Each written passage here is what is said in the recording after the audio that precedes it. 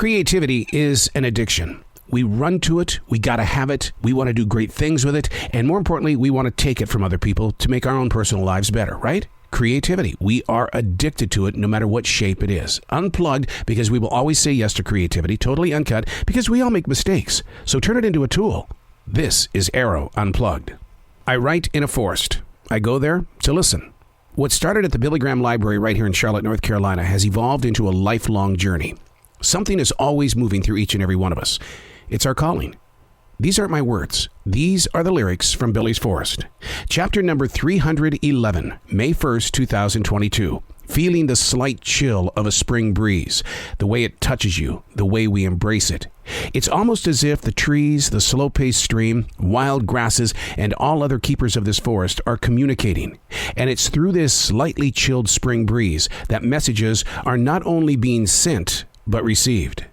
A single tree in someone's front yard can be the melody needed to reach a level of inner peace. Less than a mile from this forest in South Charlotte, a very large oak has fallen to the soil. It's been laying in the person's front yard for nearly 2 weeks. It looks like an eyesore to many, but spiritually speaking, we know it's feeding other things nearest the ground. It's a continuation. The human wasn't here when the tree was just a seedling.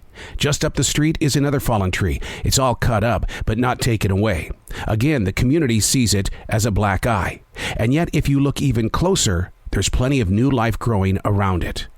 As humans, are we in the way? I'm pretty sure God's other creations aren't so judgmental. I like a fallen tree. Because inside the spiritual journey, you know that there are little bugs. There are little things that other animals come up to, and they grab it, and they store it inside their own body for energy. A fallen tree is just laying there. Because I have to ask you as a human being, could you stand up for 40 years? What about 25 years? Maybe 2 years? These trees have been standing here for I don't know how long. And so when they fall, I see them as you finally get to rest. Nature at its very best is when it's untouched, where you stumble across something without judgment, and you look into the true story of what is going on. Now, as kids, we would count the rings of a fallen tree that has been chopped down by the human, and that was fun while it lasted. But what about the tree that was blown down, or the tree that gave so much of its life to provide shade for the human being that it finally said, I need to rest. And in those moments of rest, it's giving itself to the soil for all animals. The rabbits can hide underneath it. The snakes can cuddle up to it as well. And the turtles, just another place to lean. I'm Arroe. These are not my words. These are the lyrics from Billy's Forest.